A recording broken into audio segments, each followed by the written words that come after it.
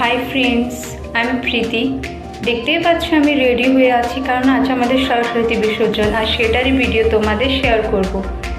তো বন্ধুরা, আমাদের ডিজে তৈরি, আর কিছুক্ষণের মধ্যেই আমরা বিসর্জনের জন্য বেরিয়ে পড়ব।